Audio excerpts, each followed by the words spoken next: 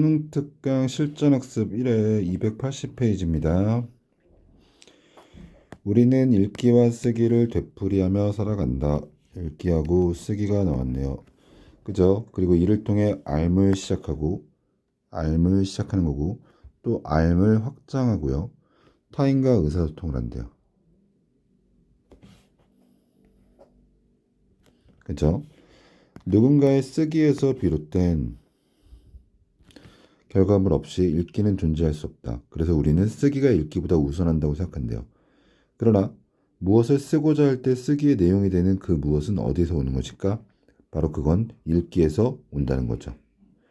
읽기를 선행하는 쓰기로 인해 존재하며 후행하는 쓰기의 바탕이 되고, 다시 말하면 읽기는 쓰기로 인해 존재한대요. 또 쓰기의 바탕이 된대요. 즉 앞에 선행하는 쓰기라는 건 앞에서 먼저 읽어야죠. 그죠? 누군가가 쓴 걸 가지고서 읽어야 되니까 선행하는 쓰기가 있고, 또 내가 그 글을 읽은 다음에 뒤에 쓸 테니까 후행하는 쓰기의 바탕이 되는 거죠. 반대로 쓰기는 선행하는 읽기를 바탕으로 의미를 확보하며 후행하는 읽기를 존재하게 한대요. 자, 그러면 여기도 본다면 읽기를 바탕으로 의미를 확보하고요. 그죠? 후행하는 읽기를 존재하게 한대요. 그러나 읽기와 쓰기는 이러한 선후 관계로만 얽혀 있는 것이 아니라 바로 우리는 읽으면서 쓰기를 뭐한다? 병행한대요. 글을 읽으면서 병행하는 쓰기에는 베껴쓰기. 자, 그러면 보자. 1. 생각쓰기. 세 번째, 요약하기가 있대요. 그럼 먼저 찾아봅시다. 베껴쓰기는 여기 있고, 그리고 생각쓰기. 자, 또 어디 있을까? 자, 여기 있네요. 생각쓰기. 그리고 요약하기. 쭉쭉쭉쭉쭉. 자, 요약하기 여기 있네요. 자, 요렇게 먼저 책자 놓고서 시작하는 게 좋죠. 그죠? 베껴쓰기는, 자, 그럼 먼저 베껴쓰기는 좀 빨간색으로 해볼까? 자, 중요하다고 생각하는 부분, 자기에게 필요한 부분, 이걸 골라내서요 적어두는 거래요. 그죠? 베껴쓰기는 아무 곳이나 그냥 골라 쓰는 것이 아니라 중요한 내용에 해당하는지 또는 독서 목적에 부합하는지 판단해서 취사 선택하는 거래요. 따라서 글을 읽는 목적을 분명히 하면서 글의 내용을 정확하게 파악해야 베껴쓰기를 제대로 할 수 있대요. 그럼 이렇게 하면은 이해도를 높일 수 있고요. 새로운 발상을 도출할 수도 있나 봐요. 자, 그럼 생각쓰기는 우리 파란색으로 해볼까요? 자신의 다양한 생각을 적어두는 거래요. 중국 북송의 유학자 장제는요, 책을 읽다가 떠오르는 생각이 있으면 곧바로 기록했대요. 그리고 실학자 정약용 역시 쉴 새 없이 붓을 들어 자신의 생각을 적어 놓았다고 해요.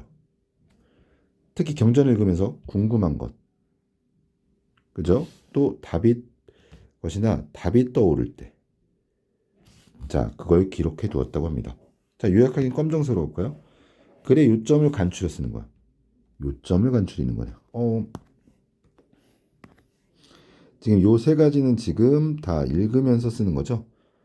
해당 부분에 대한 이해가 선행되어야 하므로, 자, 이해가 선행되어야 된대요. 독자는 요약하기의 과정을 통해 글에 대한 이해를 심화하게 된대요. 그래서 독자의 요약하기에는 글에 대한 독자의 이해도가 반영된대요.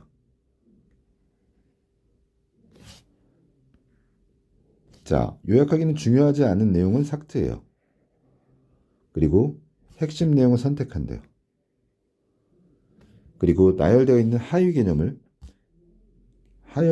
상위 개념 대체하여 표현하거나, 또는 선택한 핵심 내용을 간략하게 표현 또는 재진술한대요. 글의 핵심 내용을 찾는 과정과 유사하대요. 자, 갑시다. 독서가 성공적으로 이루어지기 위해서는 읽기라는 동안에 베껴쓰기, 1. 생각쓰기, 2. 요약하기 등이 적절하게 동반되어야 되는데, 쓰기가 동반되지 않은 읽기는 독자에게 정리되지 않은 잡다한 지식의 생각과 더미만을 남겨줄 것이다. 자, 그럼 여기 이렇게 세모 쳐보죠. 잡다한 지식, 그죠? 정리되지 않은 거. 그럼 독자는 자기가 읽어진 게 무엇인지 명확하게 판단하기가 어려워진대요. 이러한 읽기는 알을 심화하거나 새로운 발상이 나오는데 도움을 주지 못한대요. 그러니까 쓰면서 하라는 거지. 그죠? 이 상태에서는 새로운 발상을 담아낸 그리고 후행하는 읽기를 존재하는 본격적인 쓰기를 나아가기 어렵대요. 충분한 읽기가 뒷받침되지 않은 쓰기에는 담길 수 없으며 감동도 줄 수 없대요. 그래서 쓰는 것부터 쓰기가 동반된 읽기가 중요하다는 거죠. 자, 봅시다.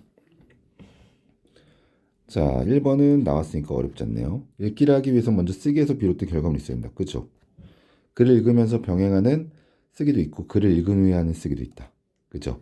글을 읽으면서 병행하는 쓰기는 이제 뭐 두 가지 앞에 나왔던 1과 2가 되겠고 글을 읽는 후에 하는 쓰기는 3이 요약하게 되겠죠. 자, 베껴 쓰기는 생각 쓰기를 하기 위해서는 성공적인 독서가 선행되어야 한다? 아니요. 성공적인 독서를 위해서 하는 거죠. 충분한 읽기가 뒷받침되지 않고 작성된 글은 사람들에게 감동을 줄 수 없다. 마지막 문단에 나온 거죠.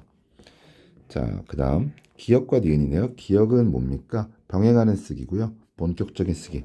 그러니까 기억은 글을 읽으면서,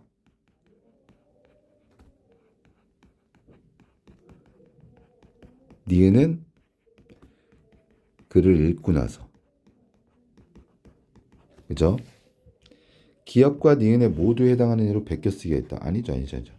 니은과 달리 기억은 읽기와 선후관계로 얽혀 있는 것이다. 자, 읽기와 동시에 진행되는 거라고 했죠. 기억과 달리 니은은 새로운 발상으로 나아가기 위해 필요한 것이다. 달리가 아니라 둘 다죠. 자, 니은을 하려는 계획이 없다면 글을 읽을 때 기억을 할 필요가 없다. 아니요. 글을 읽을 때 기억을 하는 이유는 깊이 있게 이해하기 위한 거죠. 그죠? 얘는 자신의 읽기에 도움이 되는 거고 후행하는 읽기를 가능하게 다른 사람의 뭐를 내가 쓴 글을 바탕으로 하는 다른 사람의 읽기를 가능하게 하는 거라고 봐야겠죠? 답은 5번이 돼야 됩니다. 자, 3번 문제로 갈게요. 자, 나는 우리 사회에 필요한 정의라는 주제로 글을 쓰기 위해서 정의란 무엇인가를 읽었대요. 그죠? 자, 뭐 이런 것좀 문장이 눈에 띄었어요. 관련된 부분을 읽은 후 독서 기록장에 그 요점을 간추려 적었다. 그리고 그 옆에 내가 생각한 답을 부당이라고 써놓았다. 자, 그러면은 자, 간략하게 표현한 요약하기로 볼 수 있죠. 그리고 답을 적었죠. 얘는 생각 쓰기로 볼 수 있죠. 책을 계속 읽다 보니 그죠?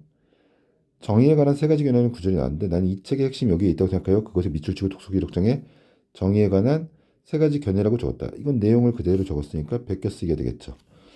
그리고 이와 관련된 내용을 찾아 읽은 후 그 핵심 내용을 복제, 극대화, 자유의 개인, 권리, 존재 중 미덕이라고 정리해 놓았다. 자, 글을 읽으면 떠오른 자신의 생각을 곧바로 기록한 생각 쓰기라고 되는데 곧바로 쓴 게 아니죠. 뭐 문제가 그지같네요. 곧바로 쓴 게 아니죠. 생각 쓰긴 맞겠지만 곧바로 쓴 게 아니죠. 네, 우리 사회에 필요한 정의 미덕이라고 정리를 했대요. 이건 생각 쓰기 맞죠. 답은 4번입니다.